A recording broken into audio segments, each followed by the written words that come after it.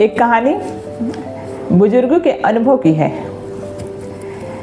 ऐसे एक कहानी है कि एक लड़की की शादी ठीक हो जाती है, तय हो जाती है। तो जब लड़की का पिता शादी करने के लिए बातचीत करने लड़के के घर आता है, तो वो लड़कों के घर वालों से एक शर्त रखता है कि अगर आप लोग मेरी शर्त मानेंगे तब तो मैं शादी करूँगा, वरना नहीं करूँगा। तो घर वाले बोलते ठीक है, आपकी शर्त क्या है, आप बताओ मुझे। तो वो शर्त रखता है कि मेरी लड़की की शादी में जो बारात आएगी आपके यहाँ से, उसमें एक भी कोई बुजुर्ग नहीं आएगा। तो घर वाले बोलते नहीं नहीं भाई, मुझे भी ऐसी कोई शादी करनी है, अगर घर में बड़े बुजुर्ग नहीं जाएंगे ऐसे कैसे चल सकता है। तो फिर जो घर के बड़े बुजुर्ग ही रहते हैं वही बोलते हैं लड़की के पिता से कि नहीं नहीं, हामी आप भर लो, बोल मैं शादी करूँगा, हम लोग नहीं जाएंगे बारात में, चलेगा, हम लोग जाके भी क्या करेंगे। फिर लड़के के पिता बोलते हैं ठीक है भाई, हमारे घर के बड़े बुजुर्ग नहीं आएंगे। तो शादी पक्की हो गई। जिस दिन बारात जानी थी उस दिन सब बड़े बुजुर्ग तो नहीं तैयार हुए, क्योंकि उन्होंने लड़की के पिता से प्रॉमिस किया है कि नहीं आना है। पर नाना जी जो हैं लड़के के, वो जिद कर लेते हैं कि नहीं, मुझे शादी में जाना है, कुछ भी हो जाए मैं तो शादी में जाके रहूँगा। तो जो घर के उनके दादा वादा रहते हैं लड़के को, बोलते भाई इनको लेके जाओ शादी में, और जिद कर रहे हैं कहीं गाड़ी में छिपा के लेके जाओ, वहाँ बताना मत लड़की के पिता को या घर वालों को उनके। ये सोच के दादाजी को एक जो जिस गाड़ी में सामान वामान रखा है उसी में बंद करके ले जाते हैं और वहाँ किसी को खबर नहीं होने देते। पर जैसे बारात पहुँचती है तो लड़की का पिता बारातियों से पूछता है कि क्या आपके बारात में कोई बुजुर्ग आया है। तो ये लोग बोलते हैं नहीं नहीं, कोई नहीं आया।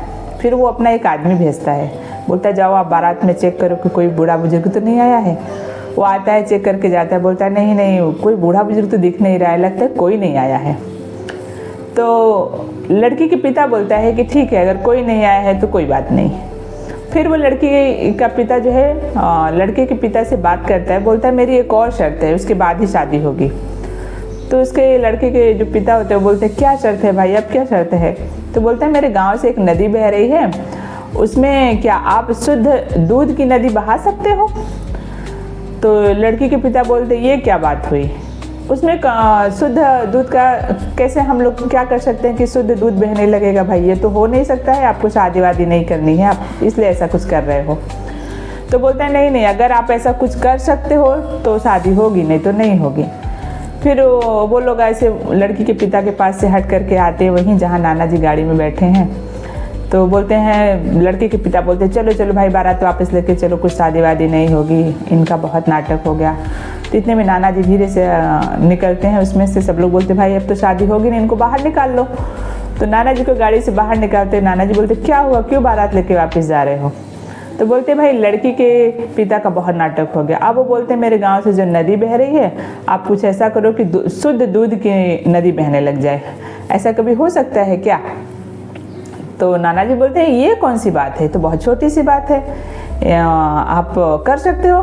तो उसके पिता बोलते हैं अरे कैसे हो सकता है, आप दूध की नदी कैसे बहा सकते हो। इतने में नाना जी कहते हैं इसमें कोई बड़ी बात नहीं है, और जो व्यक्ति आपके पास ये बोलने के लिए आया था कि आप लोग दूध की नदी बहा दो, उसी व्यक्ति से आप लड़की के पिता को ये मैसेज भिजवा दो कि हाँ हम लोग दूध की नदी बहाने के लिए तैयार हैं, बस आप उस नदी का पानी खाली करा दो, फिर हम लोग उसमें से दूध की धारा बहाने के लिए तैयार हैं।